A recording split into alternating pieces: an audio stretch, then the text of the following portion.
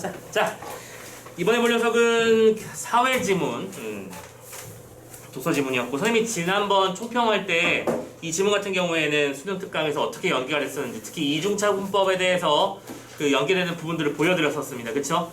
그래서 여러분들이 이걸 통해서 꼭 느끼셔야 되는 건 이 앞에 있던 과학지문도 마찬가지였고요. 수특을 우습게 보면 안 된다는 거죠, 핵심은. 수특에 있는 독서 지문들을 소재 중심으로 정리하셨으면 좋겠고, 그리고 어저께 말이야. 우리 잠깐만, 성진이도 아직 안 왔네. 그러고 보니까 일단 시작할게. 어저께 그런 일이 있었지 않았냐? 우리나라에 좀 기념비적인 사건이 하나 있지 않았었냐 어제? 그렇죠. 누리호가 하늘로 쏘아 올려졌고요. 기분 좋은 일이죠. 그치? 이제 우리 기술로 기술 위성을 쏘아 올린다는 얘기니까. 자, 수능을 준비하는 우리 입장에서 그게 그냥 그런가 보다 해도 되는 사건이냐? 아니죠. 우리나라에 어떤 특정한 이슈들이 있으면 그런 녀석들이 실은 수특 지문에 제재화되는 경우가 많습니다. 물론 이건 선생님이 그냥 예상이지만 예전에 실제 사례들을 한번 되새겨보자. 예전에 그 알파고랑 대결했었던 이세돌 구단이 있었죠. 오케이? 그리고 그때 그 대국이 있었던 해에 무슨 문제가 나왔었냐면 퍼셉트론, 인공지능의 기본 단위에 대한 설명을 하는 지문이 나왔었고요. 오케이? 또 작년 생각해볼까? 코로나 난리 났었잖아.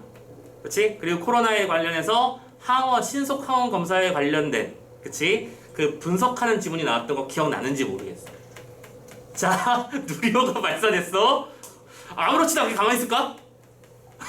그러니까 최소한 여러분들 기출 지문이라든지 아니면 EBS 지문들 중에서 우주과학, 그렇지? 지구과학 이런 부분들에 관련된 부분들은 꼭 점검해둘 필요성이 있다는 거. 기술 지문도 마찬가지고요. 좀 더 주의 깊게 들여다봐라는 얘기입니다. 뭐 이거는 말 그대로 안 나오면 어쩔 수 없는 얘기이기 때문에 할 말은 없지만 뭐 그렇죠. 얘는 왜 안 와? 자, 그럼 일단은 13번부터 문제의 스타일에 대해서 다시 한번 점검을 해보고 시작을 할 거예요. 자, 지문의 길이가 무슨 말도 안 되게 긴 지문은 아니었다, 그렇지? 표준적인 정도의 분량의 길이였는데 지금 14번 문제가 이번에 원원매와 화자가 선택한 사람 막론하고 오답률 1위 문제였죠. 이게 골 때리는 일인 게 뭐냐면 불과 한 2, 3년 전만 해도 오답률 1위지만 대부분 과학지문에서 기술지문에서 나오는 편이었어. 그리고 그때 오답률이 막 18%, 13% 이렇게 나와가지고, 오케이? 더 이상 이런 문제가 나오는 것은 지양하도록 하겠다라고 선언한 게 얼마 안 됐었던 사건이지? 지금 이 문제의 정답률이 언매가 18% 나왔고 화작이 13% 나왔어. 그러니까 그 어려운 그 흐름이 사회지문으로 간다는 거 선생님이 누차 말씀드렸었잖아요. 그쵸? 이제 그 중심축이 옮겨가고 있다. 그리고 여기서도 다시 한번 확인이 된 것 뿐이야. 우리의 사회지문, 경제지문은 난도가 상당히 있을 것이다. 근데 그 난도가 있는 이유는 이 선생님이 이렇게 생각해. 지문이 어려워하기보다는 지문의 내용은 따라갈 만한데 그 지문의 내용을 바탕으로 뭔가 전제를 걸고 추론까지 해야 되거든. 그러니까 지문의 내용이 좀 어렵다고 할 수 있을 거야. 특히 이 14번 문제를 틀린 사람은 있잖아. 여러분들 앞에서 몇 번이었더라 그거? 1번 문제 있었지? 1번 문제 틀린 친구랑 같이 연결해서 좀 생각을 해줄 만한 요소가 있거든. 이거는 문제 풀면서 지문 읽으면서 설명을 해드릴 겁니다. 지문을 너무 큰 그림 그릴 수 있고 느낌으로만 읽으려고 하는 친구들은 앞에 있었던 1번 문제와 지금 있는 14번 문제를 틀렸을 가능성이 높다. 오케이? 제가 눈을 닫고 가지 그랬어. 자, 그리고 15번 문제 선생님 다 듣겠대 또 15번 이중차분법을 기억에 적용한다 라고 되어 있습니다. 참고로 이 문제는 언매화작 공통 오답률 상위 문제야. 지금 이 문제 세트가 난리가 났던 거죠. 쉽게 말하자면 정답률은 대략 30에서 40% 정도. 그렇지? 언매가 40%, 화작이 30% 정도 나왔었는데 어쨌든 이것도 추론을 연결해야 되는 문제였기 때문에 조금 난이도가 있었던 문제였고요. 자, 그리고 나서 이제 16번 문제를 보면 윗글을 바탕으로 하라는 얘기가 나와 있어. 윗글을 바탕으로 라고 했을 때 보통 밑에 뭐가 나온다? 표나 그래프가 나오는 경우가 있다. 그리고 선생님은 이런 지문을 만나면 뭘 하라고 했었냐면 표의 축 정도에 주의하라고 했었죠. X축에는 뭐가 나와 있고 Y축에는 뭐가 나와 있고. 자, 집단이 3개 나와 있고요. 그래도 어떤 고용의 수를 비교하는, 그러니까 지금 사건 전과 후와 변화에 대해서 말하고 있다는 게 눈에 확 띄었어야 돼. 그럼 지문 속에서도 집단 간에 사건 전후 간에 비교와 관련된 정보가 나와 있을 거고 당연히요. 이중차분법이 그런 거를 말하는 정보라는 거 이미 알고 있었던 친구는 심지어 더 쉬웠을걸?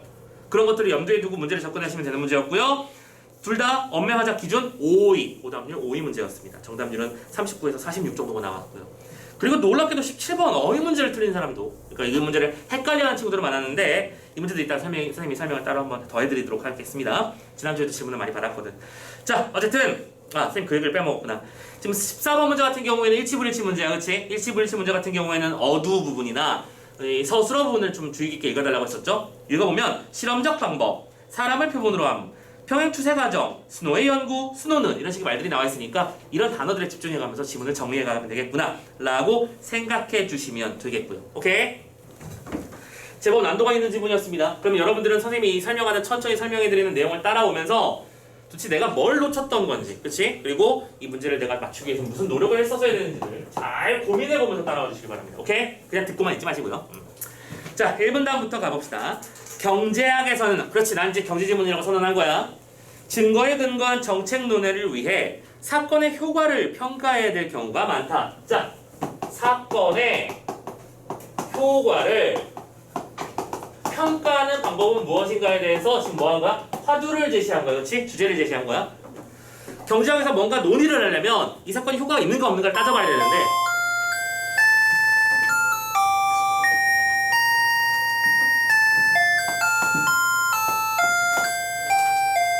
길어. 자, 그러면서 어떤 사건의 효과를 평가한다는 것은 하면서 뭐하고 있어? 정의가 들어가고 있지. 자, 평가, 사건을 평가한다라는 개념은 뭐냐면 사건 후의 결과와, 자, 이건 이퀄을 칠게요. 사건 후의 결과와 두 번째, 사건이 없었을 경우에 나타났을 결과, 그 다음에 사건이 XC의 결과, 이렇게 쓸게요. 사건이 없었을 경우 나타나는 그 결과를 뭐 하는 거야? 비교하는 일이에요. 이 녀석과 이 녀석을 상호간에 비교하는 일이 바로 평가한다는 뜻이래요. 지금 이거 정의한 거잖아. 됐어? 어려운 거 아니야. 그냥 우리 정의를 따라가기만 하면 돼. 그런 거구나. 자, 그런데 가상의 결과는 관측할 수 없으므로, 그렇죠? 만약에 이게 이렇게 됐다면이라는 건 관측할 수 없는 일이잖아. 실제로 없었던 일이니까. 그래서 실제로는 사건을 경험한 표본들로 구성된 시행 집단의 결과라고 말했어. 자, 이 말을 잘 따라가면서 정리 라인업을 잡아보자. 지금 첫 번째는 뭐라고 표현했었냐면 사건을 경험한 표본이라고 표현했어. 그럼 사건을 경험했다는 얘기는 사건 후라는 말이랑 일치하는 거지. 오케이? 그러면 사건 후 결과라고 하는 것은 사건을 경험한 표본들로 구성된 뭐랑 연결되는 거야? 시행 집단의 결과, 이것과, 오케이? 이렇게 연결되는 거 보이시죠? 다음, 사건을 경험하지 않은 표본들로 구성된, 사건을 경험하지 않은, 같은 말이잖아. 오케이? 이걸 뭐라고 부른다고? 비교 집단의 결과와 뭐 하는 거야? 비교해서 효과를 평가하는 거야. 아, 이게 같은 말이로군. 그렇잖아. 오케이? 그러면 정리하자. 사건의 효과를 평가한다는 얘기는 시행 집단, 즉 사건을 겪었던 사람들이 겪는 결과와 비교 집단, 즉 사건을 경험하지 않았던 사람들이 겪었던 결과 간의 사이를 비교하는 거야. 이때 쓸데없이 단어 날려먹지 마. 사건이 있었던 것과 사건이 없었던 걸 비교하는 게 아니라 그 결과값 자체를 비교하는 겁니다. 이해됐죠? 자, 따라서 이 작업의 관건은 그 사건 외에는 결과에 차이가 날 이유가 없는 두 집단을 구성하는 일이야. 이때 주의점이 있어. 주의점은 뭐냐면 이 두 사건 외에, 사건이라고 쓰지 말자. 이 두 그냥 사건이라고 써야 겠구나. 사건 외에는 차이가 없어야만 해. 그렇지. 변이기 통제해야 된다는 얘기를 하고 있는 거겠구나. A와 B를 비교하는데 얘는 한쪽은 이쪽은 백목이고 한쪽은 만년필이면 비교가 불가능한 거잖아. 그쵸? 색깔도 다르지만 종류도 다른 것이니까. 즉 같은 조건에서 비교해야 된다는 얘기야. 그래서 가령이란 말을 썼어. 자, 얘들아, 가령이란 말을 왜 쓰는 거야? 예를 들어주는 거야. 그리고 선생님이 이거 누차 말씀드렸죠. 예를 들어준다는 얘기는 뭐 하고 싶다는 얘기야? 문제 내고 싶어요 라고 선언한 거야. 지금 이거 가령 어떤 사건이 임금에 미친 효과를 평가하고 싶대요. 오케이? 뭐 예를 들어 뭐 1시간씩 근로 시간을 높였다든가, 그치? 전등의 밝기를 2배로 높였다든가, 뭐 어떤 사건들이 있을 거야. 그러면 그 사건이 어떤 결과를 미칠까를 비교하고 싶을 때 그 사건이 없었다면 시행 집단과 비교 집단의 피규 임금이 같을 수밖에 없도록 두 집단을 구성하는 거라는 거지. 무슨 말인지 이해되나요? 오케이? 다른 거 이 두 사건 외에는 차이가 없도록 구성한다는 건 그 뜻이야. 같은 말. 그래서 이를 위해서는 두 집단의 표본이 임의로 배정되도록 사건을 설계하는 실험적 방법이 이상적이래요. 그 결과 실험적 방법이 가장 이상적이래요. 그리고 실험적 방법은 정의는 뭐였죠? 두 집단의 표본이 임의로 배정되는 거야.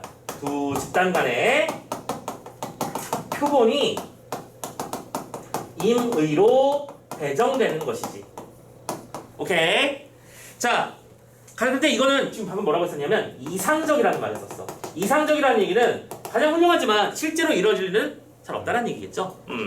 그러나 사람을 표본으로 하거나 사회 문제를 다룰 때는 이 방법을 적용할 수 없는 경우가 많대요. 그렇지? 그래서 이 문제는 또 역시 한계라고 표현해볼까? 한계도 있어요. 인간이 아닌가? 어떤 사회에 관련된 경우에는 적용할 수 없는 경우가 많다 라고 표현했습니다. 자, 1문단 다 따라 읽었어요? 참고로 사회지문에서 1문단 혹은 2문단 정도까지는 뭐 하는 단락이더라? 그렇지. 지금부터 이 이후에 설명할 어떤 사건에 대해서 어떤 일에 대해서 설명하기 위한 전제조건을 깔아주는 단락이야. 그렇지? 자, 그건 염두에 두시고 여기까지는 이해하는 싸움을 해주셔야 돼. 자, 1번 문제, 아니지 14번 문제를 일단 잡을 수 있는 게 있는지 확인하러 갑시다. 우리 항상 그렇게 해왔었잖아. 그치? 한 문단 읽고 일치불일치 정리해 나가고. 그쵸? 1번부터 볼게요. 실험적 방법에서는, 그렇지, 난 이제 실험적 방법을 먼저 아니까. 좋아. 이 녀석에서는 시행 집단에서 일어난 평균 임금의 사건 전후 변화를 어떤 사건이 임금에 미친 효과라고 평가한다 라고 돼 있어요. 되게 선택지 잘 만들었지. 잘 낚이게 만들었잖아. 자, 다시 한번 확인해볼게. 사건의 효과를 평가한다는 것은 시행 집단과 비교 집단을 비교하는 그 결과값을 말하는 거야. 근데 지금 선택지에서 뭐라고 했어? 실험적 방법에서는 시행 집단에서 일어난 전후를 비교하는 거라고 설명한 거야. 시행 집단 안에서의 전과 후를 비교하는 게 사건의 효과 평가였니? 아니지. 사건의 효과 평가는 시행 집단의 전후 결과값과 비교 집단의 전후 결과값의 두 개의 차이를 찾아내는 거잖아. 1번이 정답이잖아. 그치? 그냥 단순하게 전후 비교. 그러니까 말 그대로 지금 이 문제의 핵심은 사건의 효과를 평가한다는 것은 시행 집단과 비교 집단 간의 비교였어야 되는데 얘는 시행 집단 안에서의 전후를 비교한다고 설명한 거지. 되게 그럴듯하지 않았니? 그러니까 많이 낚였죠. 그리고 참고로 이런 일이 벌어진다고 1번에서 답을 못 찾은 거야. 맞다고 판단이 됐어. 그러면 무슨 일이 벌어진다? 2번도 보고 3번도 보고 4번도 보고 5번도 봤는데 다 맞는 거 같지? 실제로 맞거든. 그러니까 또 다시 지문을 읽고 이러면서 악순환이 시작되는 거다 라고 말씀을 드렸던 것 같아요. 자, 지문 꼼꼼하게 읽어야겠구나라는 생각 해주셨으면 좋겠고, 아까도 말씀드렸지만 우리 이번 시험에서 1번 문제가 시사하는 바와 지금 2번, 그러니까 이거 14번 문제 1번 선택지가 시사하는 바가 거의 비슷하다고 봐야 돼. 첫 번째 문단이라고 우습게 여기지 말고, 오케이? 천천히 꼼꼼하게 정리부터 잘해 나가야 된다. 그게 우리의 교훈이야. 이해되니? 오케이, 알겠어. 자, 그리고 2번도 재밌었어. 2번 봐봐. 사람을 표본으로 하거나 사회 문제를 다룰 때에도 실험적 방법을 적용하는 경우가 있대요. 잠깐만. 사람과 사회에 관련된 거, 그치? 실험적 방법을 적용하는 경우가 있다라고 말했는데 이것도 역시 그냥 큰 느낌으로 X라고 해버렸으면 틀렸겠지. 근데 지금 뭐라고 했었냐면 적용이 안 되는 경우가 많다라고 했어. 그럼 적용이 안 되는 경우가 많다는 뜻은 적용할 수도 있다는 뜻이잖아. 그러니까 2번도 맞는 얘기지. 그치? 단순하게 그냥 지문을 단순화시켜서 극도로 단순화시켜서 OX, 그치? 그 다음에 뭐 대비관계, 상하 이런 식으로만 판단하는 연습을 했던 친구들은 이번 문제, 이번 세트에서 많이 난감함을 겪었을 거야. 답도 안 보이는 그런 경험을. 좀 해결해 주시면 좋겠습니다. 자, 어쨌든 2번까지 봤고요. 평행 추세 이런 단어는 우리 본 적도 없으니까 넘어가도 되겠지? 자, 일단 여기까지만 두고 이제 2문단으로 넘어가 보도록 합시다. 오케이? 자, 2문단 갑시다. 자, 1문단은 사건의 효과를 평가하는 방법에 대해서 이상적인 방법인 실험적 방법에 대한 설명이었어. 계속합니다. 이중차분법은 오케이. 그래서 이번에는 이중차분법을 설명할 거야. 그리고 여기서 우리가 수능 특강의 연계에 힘이 발휘된다라고 말씀드렸죠? 지문 개념어들은 잘 찾아 정리를 하셔야 된다고 했었어. 그것이 시행 집단에서 일어난 변화와, 자, 이거 써볼까? 파란색으로 쓸게요. 이 녀석은요, 이퀄 시행, 잠깐만, 시행부터 먼저 봤지? 시행 집단에서 일어난 변화와 비교 집단에서 일어난 변화를 뺀 거예요. 빼기라고 표현합시다. 빼기, 비교 집단의 변화야. 이게 바로 이중차분법이래. 참고로 우리 수능 특강 지문에서 이중차분법을 뭐라고 설명했었냐면, 그러니까 이거를 다음 문장 읽기 전에도 눈치를 채야 되는 게 왜 이중으로 차분한다고 설명했을까? 전과 후를 빼고 그 뺀 값에서 다시 전과 후를 뺀 값을 다시 빼는 거잖아. 두 번 빼서 이중차분법이야. 오케이? 그러니까 그런 내용도 다 써져 있었어. 그러니까 이게 빨리 이해가 될 수 있다는 얘기지. 스톱을 잡아두면. 계속합니다. 자, 이는 보자. 사건이 없었더라도 비교 집단에서 일어난 변화와 같은 크기의 변화가 시행 집단에서도 일어났을 것이라는 드디어 나왔네. 평행 추세 과정에 근거해서 사건의 효과를 평가하도록 한 거야. 이 녀석의 특징. 그럼 이것도 주의라고 쓸게요. 특징이죠. 이거랑 같은 개념입니다. 그렇지. 요 녀석은 실현적 방법이었고 이 녀석은 이중차분법이니까. 중요한 건 평행 추세 과정에 근거했대. 평행 추세 가정에 근거한다. 이때 평행 추세 가정이라고 하는 건 뭘 뜻하는 거였냐면 같은 크기의 변화라고 표현해 볼게요. 같은 크기의 변화라는 겁니다. 그러니까 변화의 값이 분명히 있을 수밖에 없지만 그 변화의 총량 자체는 똑같을 것이라는 가정을 걸고 판단을 하면 맞을 수 있다는 얘기지. 자, 이게 아주 쉬운 말은 아닐 거야. 좀 더 따라가 보자. 이 가정이 충족되면 조건이야. 그치? 그래서 이거를 밑에 써보자. 충족이 되면 같은 크기의 변화라는 것이 충족이 되면 이퀄 어떤 일이 벌어진다? 사건 전의 상태가 평균적으로 같도록 두 집단을 구성하지 않아도 돼. 잠깐 노란색으로 흰색으로. 사건 전에 그 녀석을 아주 그냥 간단하게 쓰자. 일부러 평균적으로 같도록 평균이 같도록 구성 같은 걸 안 해도 돼. 자, 근데 이 말을 아주 단순하게 정리하자면 요거랑 연결되는 거잖아. 그치? 지금 이 이중차분법은 실험적 방법의 차선책이라고 표현해야 될까? 대응책이라고 볼 수 있는 거구나. 왜냐면 사건 효과를 평가함에 있어서 실험적 방법이라고 하는 녀석은 이 두 사건 외에 차이가 없어야 된다는 전제 조건이 붙거든. 오케이? 차이가 없어야 되면 다른 모든 조건이 다 똑같아야 된다고. 이 두 개를 비교하고 싶으면 둘 다 분필을 하며 둘 다 성분이 기본적으로 같아야 되면 이런 식의 조건들이 붙는다고. 근데 이거를 이런 식으로 한다는 건 사람의 입장에서 그게 불가능하잖아. 그렇잖아. 한 명은 남자고 한 명은 여자야. 그렇다고 해서 또 그러면 이번에 여자 남자를 섞을 수 있고 그렇게 되는 게 아니다. 인간이라는 존재는 남자기 때문에 뭐하고 여자기 때문에 뭐하는 게 아니니까 그냥 그 개인의 특성이니까. 자, 그래서 이번에 어떻게 하자는 거야? 크기에 물론 서로 다른 존재지만 그 다름의 차이가 똑같다고 판단하자는 거야. 오케이? 그 다름의 크기 자체가 똑같으면 굳이 그런 조건이 다 안 달아도 그냥 총합을 똑같이 계산해보면 같이 틀리다는, 그러니까 같은 양만큼 틀리다고 계산이 되는 거겠지. 무슨 말인지 이해됐나요? 오케이. 자, 그 개념으로 판단해 주시고 그 한계를 그러니까 녀석의 한계를 극복할 수 있는 방법이다 라고 설명을 했어요. 자, 이 문단 읽었으니까 옆으로 넘어가서 이 3번 선택지 읽어봅시다. 평행 추세 과정에서는 특정 사건 이외에는 두 집단의 변화에 차이가 날 이유가 없다고 전제한다라고 말했어. 맞는 말이야? 맞는 말 맞아? 맞지? 왜? 지금 두 녀석의 사이에서 사건 전 상태가 평균적으로 같도록 두 집단을 구성하지 않아도 된다고 했었잖아. 어쨌든 그 차이의 총량은 같을 테니까. 무슨 말인지 이해됐나요? 오케이. 자, 다시 특정 사건 이외에는 두 집단의 변화의 차이가 일어날 이유가 없다고 전제를 한다는 것 자체가 무슨 뜻이었어? 어쨌든 차이가 날 수도 있지만 그 차이의 총량은 똑같을 테니까 굳이 따질 필요 없다고요. 됐나? 자, 그렇게 전제를 걸어보자는 얘기야. 자, 3단락 가봅시다. 그래서 3단락은 오른쪽 위에다 쓸게. 자, 3단락 가봅시다. 드디어 순우 아저씨가 나오죠. 자, 순우 아저씨는 참고로 4, 5번이랑 연결되니까 이것부터 보면 되겠다. 자, 이중차분법은 1854년에 스노가 처음 사용했다고 알려져 있어. 그는 두 수도 회사로부터 물을 공급받는 런던의 동일 지역 주민들의 주목을 했지. 같은 수원을 사용하던 두 회사 중 한 회사만 수원을 바꿨는데, 수원을 바꿨다. 이게 뭐예요? 수원을 바꿈. 이게 뭐예요? 다른 말로 번역해줘. 사건이지. 어떤 사건이 벌어졌어.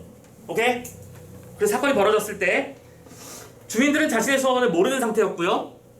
내가 마시는 물이 어디로부터 오는지 그 수원지를 몰랐단 말이야. 그 상태에서 스노는 수원이 바뀐 주민들과 바뀌지 않은 주민들의 수원 교체 전후의 콜레라로 인한 사망률의 변화를 비교했대요. 오케이. 자, 그러면 수원을 바꿨을 때, 오케이?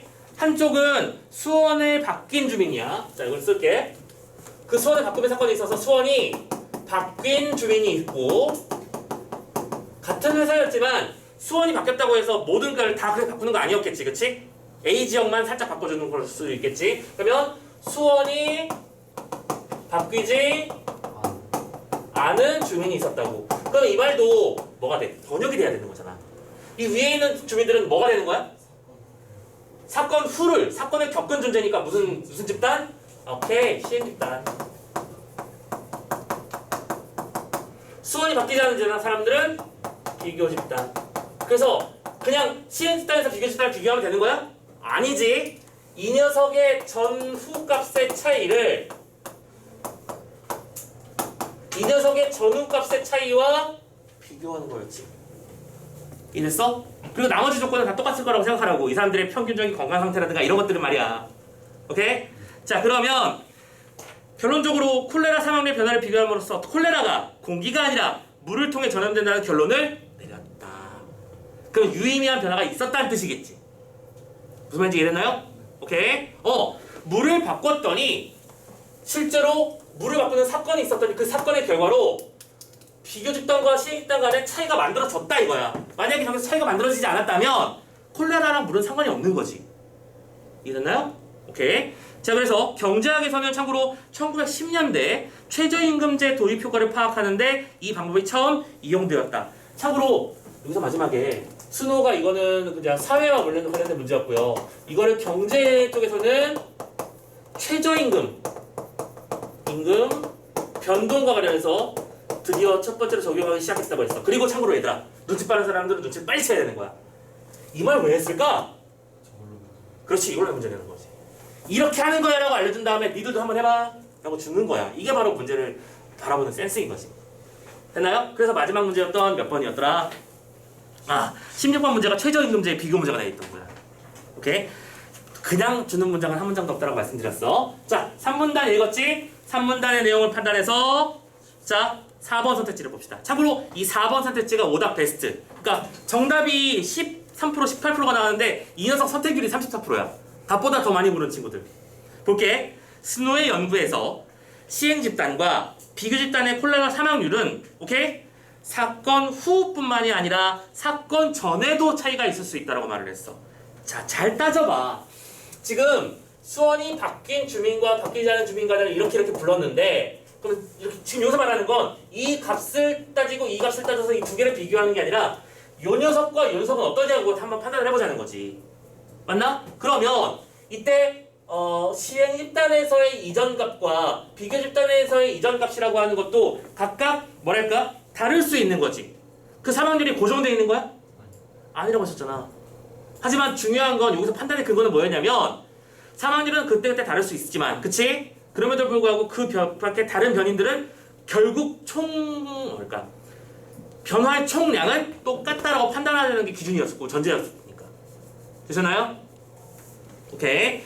그래서 어쨌든 간에 평행추세 과정에 대한 선택지가 4번에 대한 얘기였던 거야. 평행추세 과정에 따르자면 이런저런 전과 전 간의 비교에서도 후와 후 간의 비교에서도 전부 다 차이가 존재할 수는 있겠지만 그 차이가 총량에서는 그 차이도 없었을 것이다 라고 판단하자는 거죠. 그게 가정이었습니다. 그죠? 이 가정은 받아들이는 수밖에 없습니다. 그 가정을 하지 않으면 아예 이 연구 방법 자체가 성립하지 않으니까.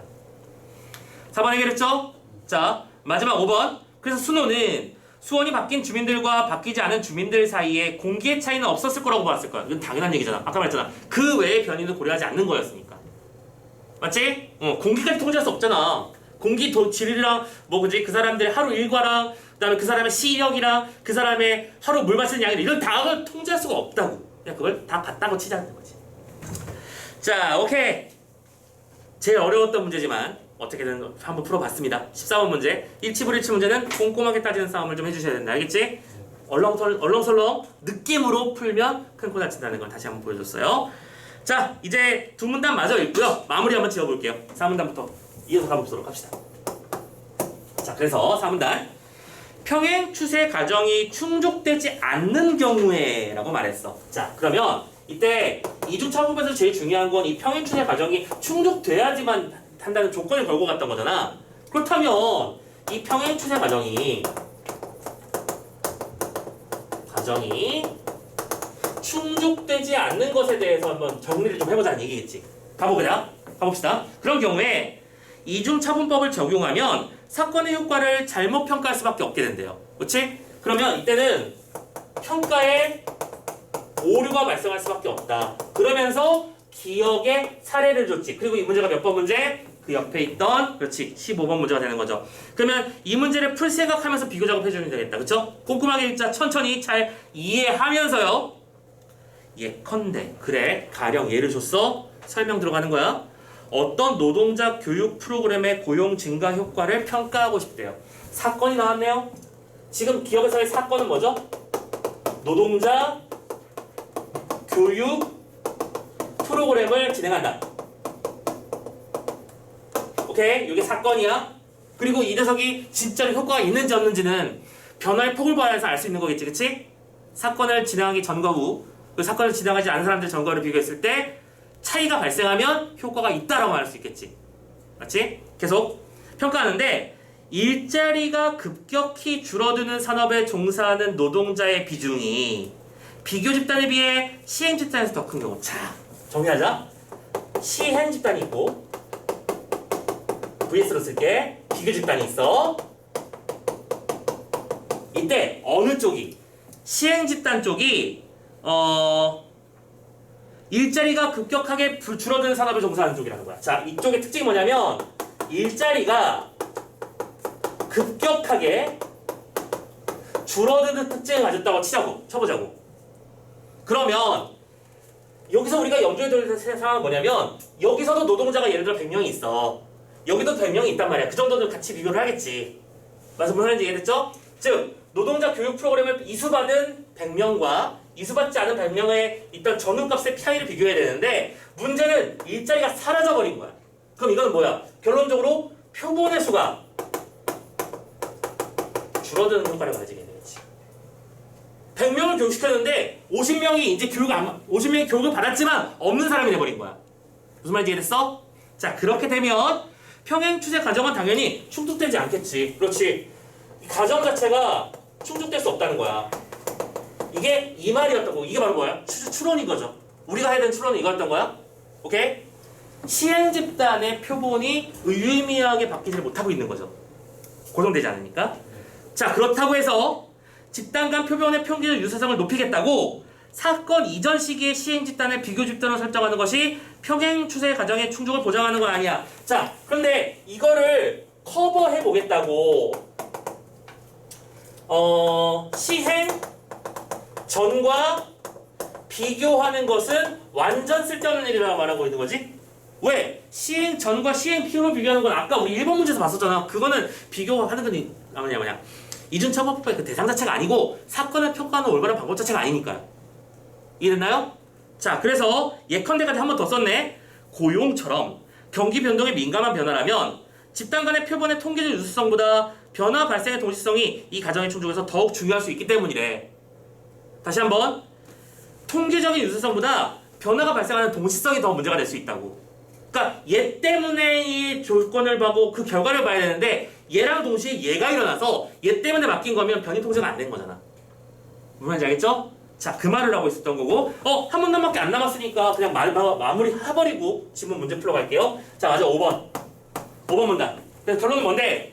여러 비교 집단을 구성해서 각각의 이중차분법을 적용한 평가 결과가 같음을 확인한다면 평행 추세 과정이 충족된다는 신뢰를 줄 수 있어. 자, 그래서 이번에는 5번은 이 충족을 시키는 방법이 뭐냐? 평행 추세 과정을 그렇다면 충족시키는 방법은 뭐가 있을까? 라고 했을 때 1번 뭘 많이 해라? 비교 집단을 여러 개 만들자. 그렇지? 여러 비교 집단을 만드는 거래. 즉 A와 B만 덜렁 비교하지 말고 A와 B 그리고 A와 C, A와 D도 비교하면서 A의 특징만을 정확하게 찍어낼 수 있다면 A가 효과가 있는 게 맞는 거잖아. 비교 집단을 여러 개 만들고요. 또한 시행 집단과 여러 특성에서 표본의 통계적 유사성이 표본의 통계적 유사성이 높은 비교 집단. 두 번째, 통계적 유사성이 높은 비교 집단을 잡으면 이것도 당연히 효과 그리고 충족의 조건을 만족시켜 주는데 도움이 되겠죠. 그치? 예를 들어 25세 이상의 성인을 대상으로 한 조사 결과와 15세 미만의 청소년들을 대상으로 한 조사 결과가 다를 수밖에 없을 거야. 그럼 그런 상태에서 25세랑 15세는 너무 좀 머니까 25세 대신에 그러면 20대 그렇지? 뭐 이렇게 폭을 잡아주거나 21세에서 23세 이렇게 비교군을 잡아주면 그나마 비슷해지는 거니까 좀 더 비교하기가 정확해지겠죠. 그런 식을 말하는 거겠구나. 그래서 이러한 방법들을 통해 이중차분법을 적용한 평가에 대한 신뢰도를 높일 수 있다. 신뢰도를 높이는 방법에 대해서 말하는 그런 내용이었구나. 좋아요. 이런 내용이었습니다. 결론만 뜯어놓고 보자면 무슨 말도 안 되게 어려운 내용은 아니잖아 지금 이거. 무슨 복잡한 계산식을 요구하는 것도 아니고 여러분들 예전에 기출 풀어봤을 때 그 이름이 뭐였죠? 그 경제협약, 바질협약 그치? 그런 지문에 비하면 이거 할만해 솔직히 그치? 그런데도 왜 이렇게 오답률이 높았을까 생각해보면 이제 그때는 적용 능력의 싸움이었고 이번엔 추론 능력의 싸움인 거죠. 왜 이렇게 말했을까? 그리고 이게 결론적으로 뭘 말하는 것일까? 따져보는 거야. 자, 이해를 했다면 15번을 풀러갈 수 있을 것 같아. 15번 풀러갈 거지? 가보자.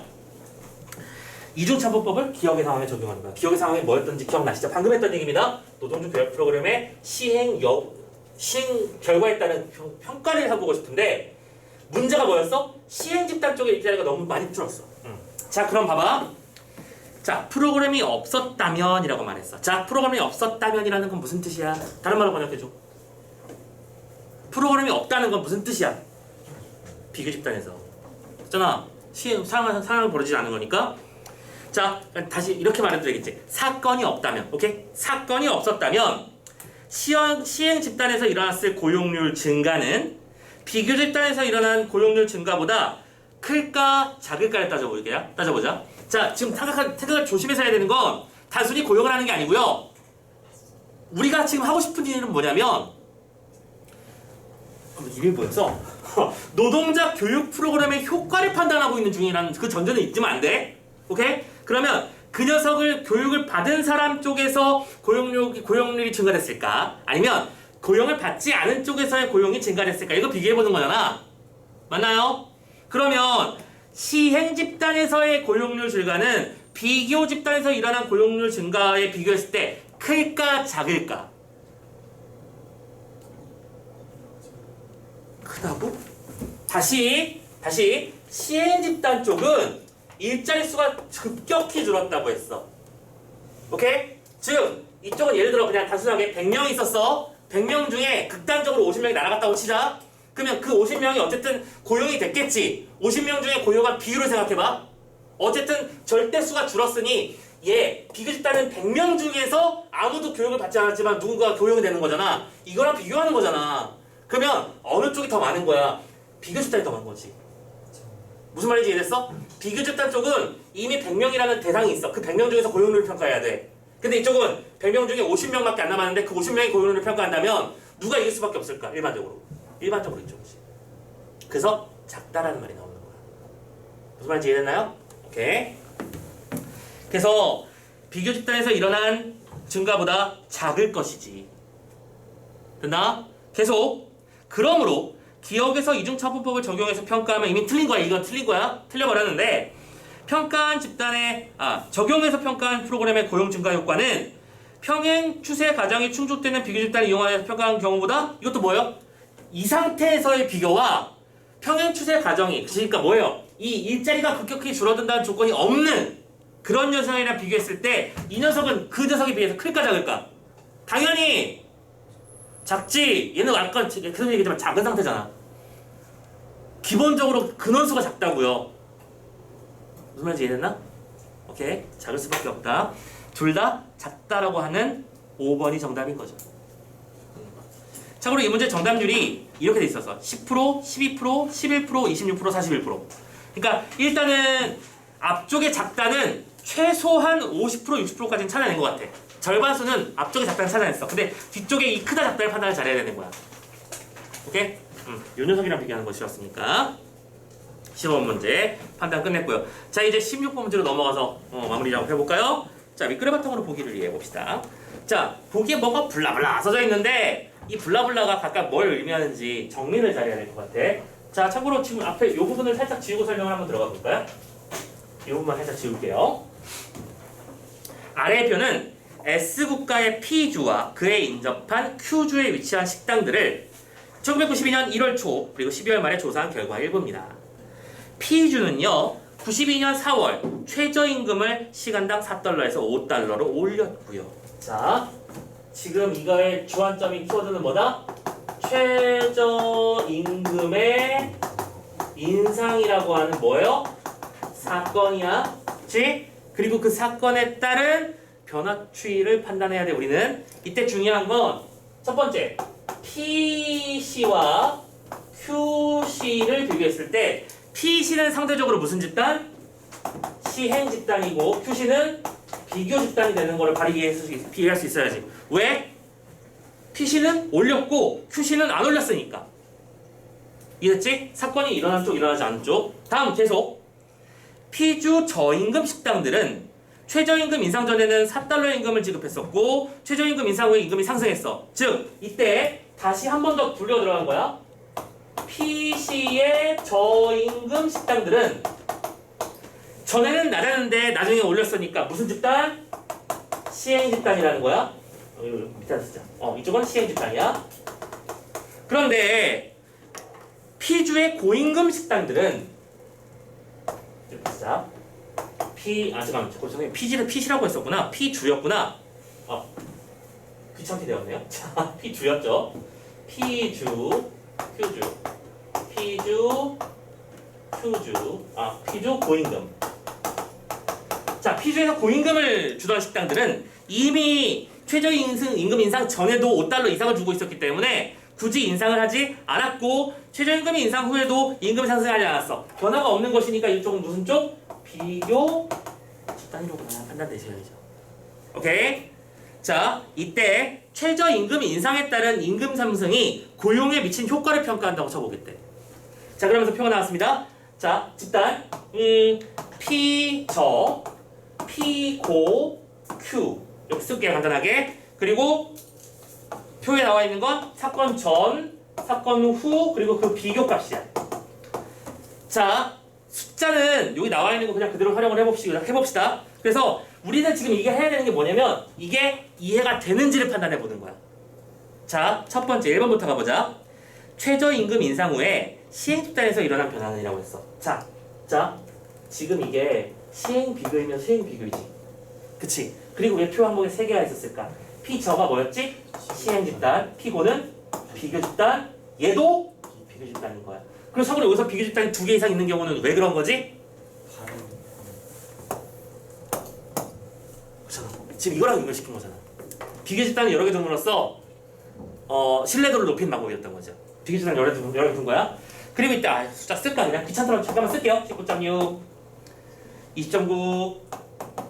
그래서 비교 결과가 1.3이야. 나 써야겠네 어쩔 수 없이. 22.3, 20.2, 마이너스 2.1. 야 불러줘. 23.3이야? 21.2. 마이너스 2.1. 오케이, 땡큐. 자, 이런 수치가 나왔을 때 지금 여기서 시행집단은 P 저임금밖에 없잖아. 그치? 우리는 이 P 저임금에서 유의미한 변화가 일어난지를 파악하면 이것이 효과가 있다 없다를 말할 수 있는 거지. 됐지? 그렇다면 이때 비교값인 1.3이 바로 시행집단에서 일어난 결과이다. 당연한 얘기잖아.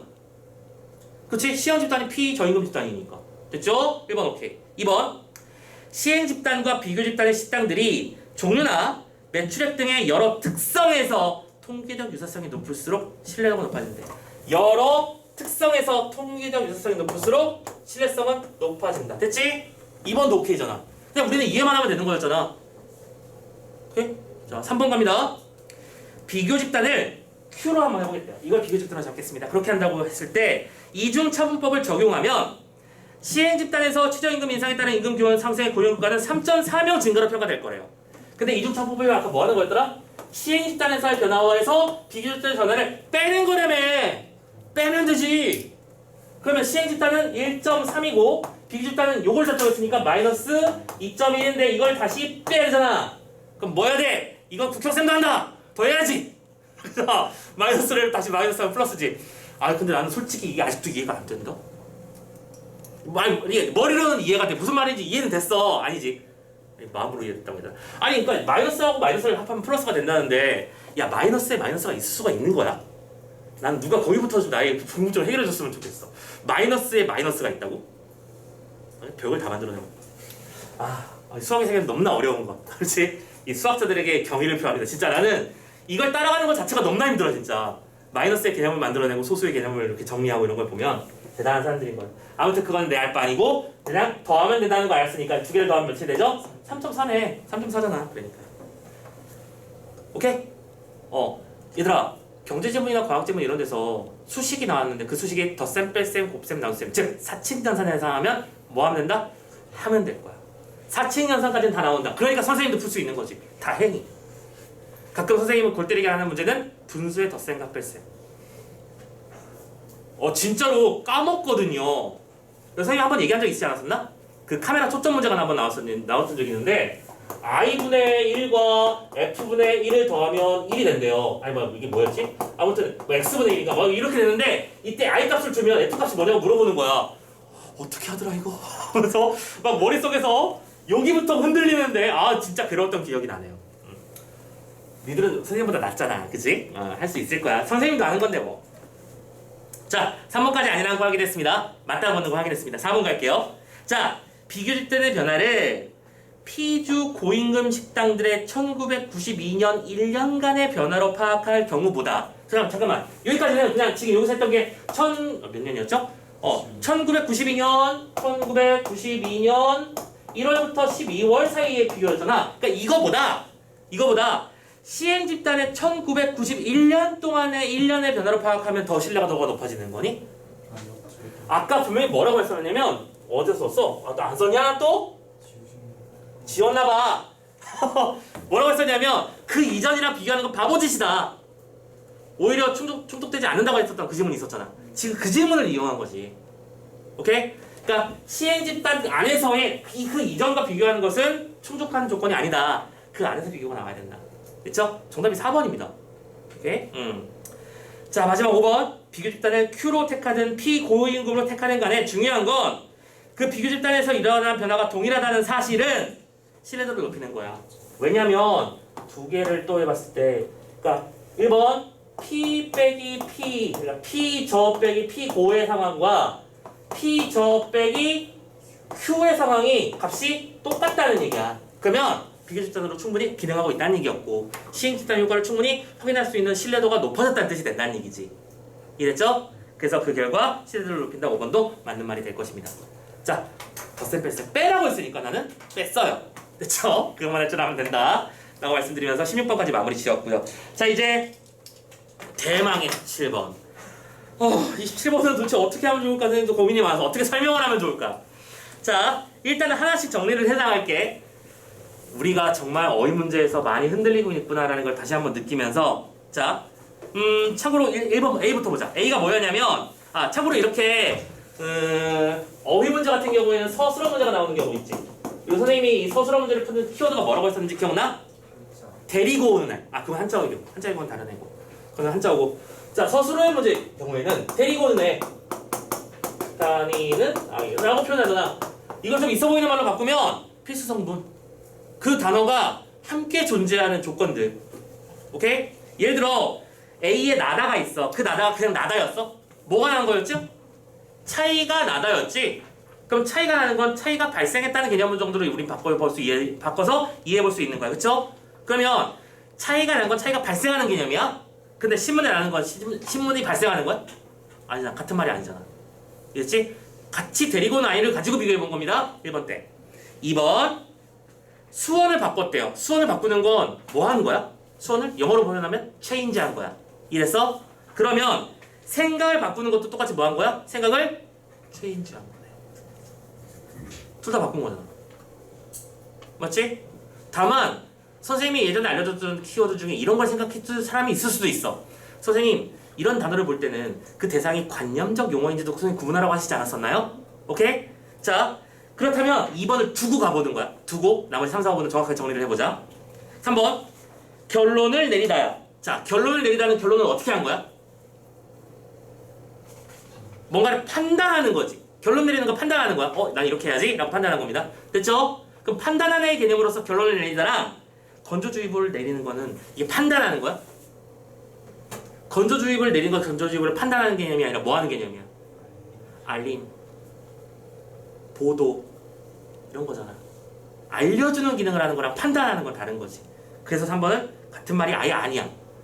됐죠? 4번도 유사성을 높인대요. 그럼 유사성을 업 시키는 거지. 맞죠? 유사성 업 시키는 거야. 그러면 목소리를 높이는 것도 목소리를 크게 낸 거야? 업이야 그게?